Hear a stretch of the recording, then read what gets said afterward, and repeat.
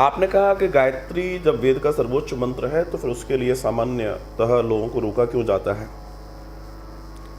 ऐसा बिल्कुल नहीं है कि सामान्यतः सबको रोका जाता है।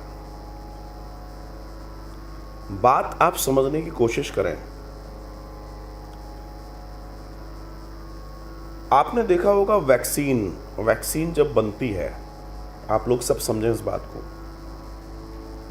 जब वैक्सीन बनती है तो एक बड़ी प्रयोगशाला में उसको बनाया जाता है और बहुत हाइजीन और बहुत सारी चीज़ों की उपयोगिता होती है और उसको एक निश्चित टेम्परेचर पे रखा जाता है और जब उसका उपयोग होता है तभी उसका उपयोग होता है, वापस उसको वो टेम्परेचर दे दिया जाता है, राइट? लाइक दिस गायत्री मंत्र इज वेरी डायनेमिक थिंग। एक तरह से वो ब्रह्मांड की बहुत बड़ी शक्ति है, थोड़ी बहुत बड़ी शक्ति नहीं है। अब मैं आपसे कहूं कि उस शक्ति को साधने का सामर्थ्य किसमें है? शक्ति तो है, सामर्थ्य किसमें है? अगर सामर्थ्य नहीं है और आपने उसे साधने की कोशिश की तो क्या होगा? आपका नुकसान होगा। मंत्र पढ़ना और बुदबुदाना is not a big thing. उसके परिणाम क्या हैं उसे समझना बहुत जरूरी है। मंत्र वही है, सतयुग में भी वही थे, द्वापर में भी वही थे, त्रेता में भी वही थे, कलयुग में भी वही। लेकिन उन्हीं मंत्रों से सतयुग, द्वापर, त्रेता में बड़ा आनंद से काम होता था। आज मान लीजिए अगर देखा जाए तो नॉर्मल व्यक्ति क्यों नहीं कर पाता? क्योंकि मंत्र तो वही है, पर प्रोसेस करने के लिए जो उसका बेस चाहिए वो आपके पास तैयार है या नहीं है। बात यह है, आज गायत्री मंत्र को लोगों ने मजाक ले लिया स्कूलों में, इधर उधर मैं देखता हूं। जहां तक कि गायत्री मंत्र के लिए अगर वेद की बात कर रहा हूं तो मैं वेद की ही बात आपको बता रहा हूं। वेद कहता है गायत्री मंत्र का वास्तविक अधिकारी वो व्यक्ति है जो त्रिकाल संध्या कर रहा है। वो भी व्यक्ति कौन है? वो पुरुष रूप में है जो त्रिकाल संध्या कर रहा है। इसका मतलब सिर्फ जाति से ब्राह्मण होने वाला भी नहीं बोल सकता, कर्मकांड करने वाला भी नहीं बोल सकता। अगर मैं वैदिक, आपने वेद का नाम लिया, इसमें वेद की ही बात कर रहा हूं, तो कौन बोल सकता है? जो शिखा सूत्र धारण करके एक सुंदर जीवन जी रहा है, सात्विकता से जीवन जी रहा है और वो त्रिकाल संध्या करता है, सुबह दोपहर शाम की संध्या भी कर रहा है। कायदे से गायत्री मंत्र का प्रथम अधिकारी वही है और योग्य अधिकारी वही है क्योंकि उसको साध सकता है। आपने देखा होगा नॉर्मल वे में अगर हम बात करें,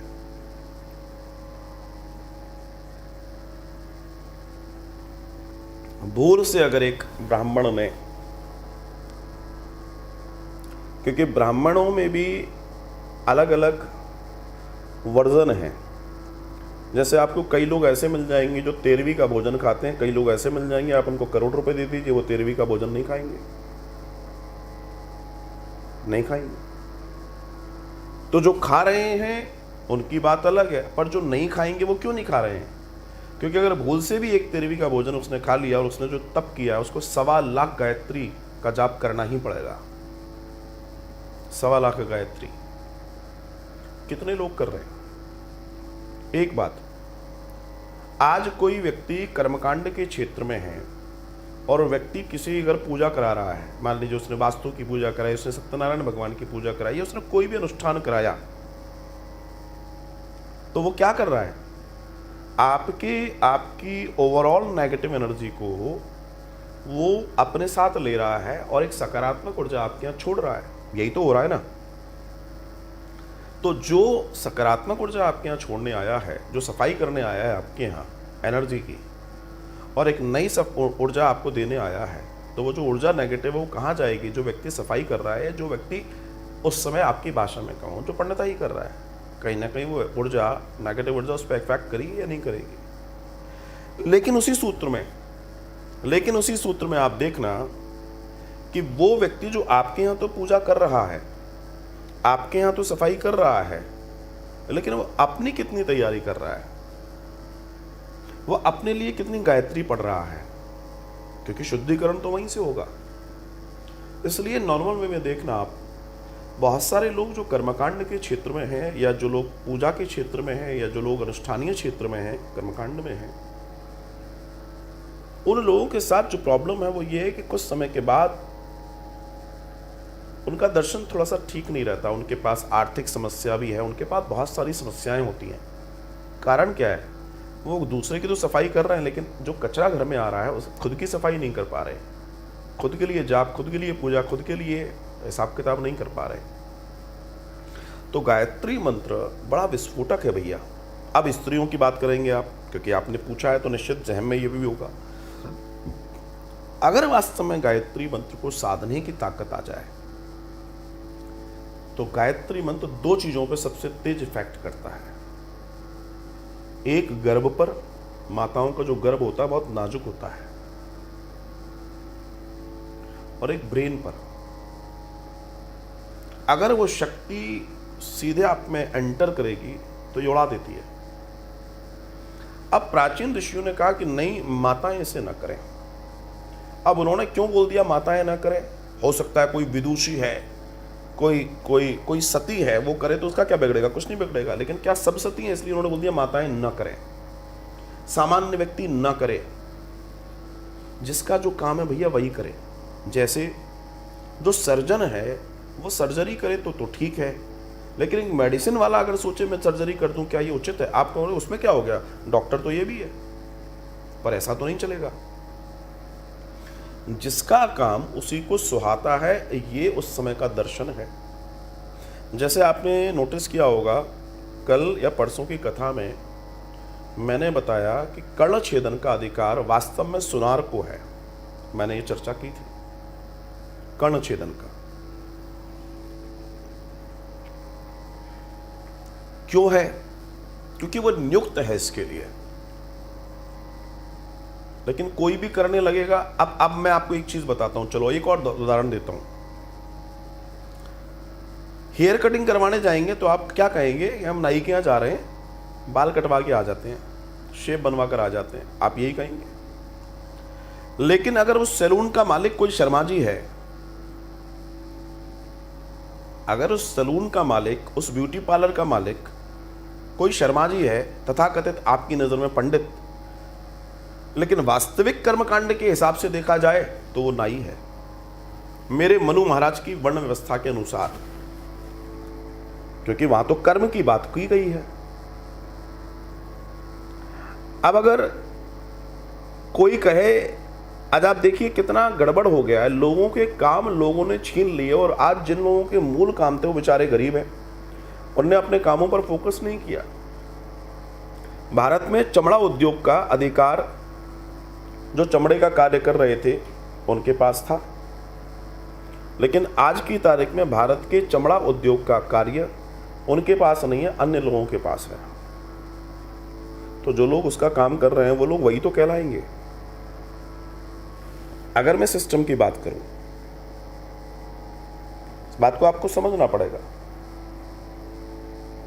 लेकिन जो पीढ़ी दर पीढ़ी जो काम करते हुए आ रहा है, उसके अंदर जो वंशावली होगी, उसके जो जीन्स होंगे वो बहुत अलग होंगे। अब कोई ठाकुर जी ने ब्यूटी पार्लर खोल लिया, कोई शर्मा जी ने ब्यूटी पार्लर खोल लिया, और वो अपने आप को कहें कि हम ये हैं, तो कायदे से तो वो नाई हैं। वो भले ही अपने आप को कुछ भी बनाए रखें, उससे क्या फर्क पड़ता है? मेरी बात को समझना। आप एक बर्तन बनाने वाली फैक्ट्री के मालिक को क्या कहेंगे? प्राचीन समय में ठ से ठठेरा, जो बर्तन बनाने वाला था उसको ठठेरा बोलते थे। अब तुम भले ही बहुत बड़ी इक्विपमेंट वाली ऑटोमेटिक मशीन लगा के फैक्ट्री बना लो, मगर अगर मैं मूल में जाऊं तो आप कौन हो? तो जिसका काम, गायत्री मंत्र छोटी मोटी चीज नहीं है महाराज। बड़े बड़े लोग भी जब गायत्री को साधने बैठते हैं ना तो चटक जाते हैं, कई बार नस चली जाती है, पागल हो जाते हैं। इतना बड़ा यंत्र है वो, उसको साधना हर किसी के बस की बात नहीं है। लेकिन लोग समझते हैं अरे ये तो मंत्र ही तो है, लेकिन साहब वो मंत्र ही तो नहीं है, वो इससे बहुत बड़ी चीज है।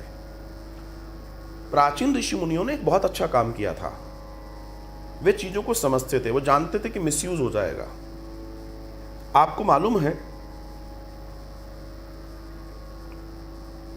द्रोणाचार्य ने, जिसके लिए कहा जाता है, मैंने अभी एकलव्य के अंगूठे के लिए चर्चा की थी, लेकिन उसी द्रोणाचार्य ने अपने बेटे को ब्रह्मास्त्र सिखाना चलाना नहीं सिखाया था। लोग ये तो कहने लगे कि द्रोणाचार्य ने अंगूठा मांग लिया, पर कभी ये देखा कि उसी द्रोणाचार्य ने अपने बेटे को ब्रह्मास्त्र चलाना नहीं सिखाया था। क्या तारीफ नहीं करनी चाहिए द्रोणाचार्य की? क्योंकि वो जानते थे कि ये व्यक्ति उसके लिए उपयुक्त नहीं है। खुद का एक ही बेटा था, लेकिन वो जानते थे कि ये व्यक्ति इसके लिए उपयुक्त नहीं है, और अश्वत्थामा ने चोरी छुपे उसको चलाना तो सीख लिया, लेकिन बुझाना नहीं सीखा।